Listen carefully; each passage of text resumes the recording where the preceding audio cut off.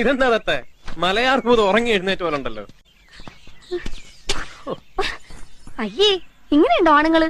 വഷളൻ, മരപ്പെട്ടി, കോന്തൻ, ഈർക്കിലെ ശരീരത്തിൽ ഇളിച്ചു കാണിച്ചാലും പുറകെ കുടിക്കോളും.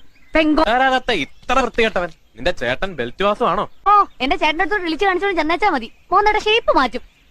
ഇതൊക്കെ നാണല്ലേടോ പേപ്പിട്ട് നിറ മോളുടെ പുറകെ നടക്കാൻ. ഇതാണോ കാര്യം? അത് തന്നെയാ. എനിക്കിതൊക്കെ ഇതൊരു പ്രശ്നമുള്ള കാര്യങ്ങളാ. തത്തേനെ തരുമ്പ് കാട്ടി മോഹിപ്പിച്ച് കാഞ്ഞിരക്കുരു തരരുത്. എന്റെ തത്തെ, നീ വിചാരിക്കുന്ന പോലെ അങ്ങനെ ഒന്നും ഉണ്ടായിട്ടില്ല. അപ്പൊ പിന്നെ പുഷ്പത്തെ കൂടെ കൊണ്ടുവന്ന് പറഞ്ഞതോ? അതങ്ങനെ ആർത്ഥത്തിൽ പറഞ്ഞല്ല. കറണ്ട് എടുക്കാൻ 100 പറഞ്ഞുറപ്പിച്ചിട്ട് വന്നേ വാക്ക് വ്യത്യാസം കാണിച്ചു.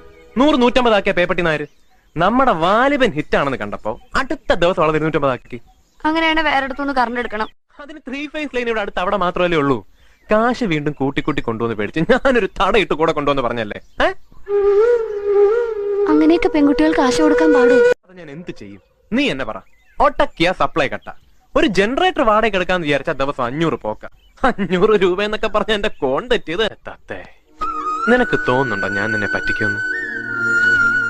നിന്റെ മുത്തശ്ശി ജാനുവമ്മയ്ക്ക് കുടമാളൂറമ്മയെ പോലെ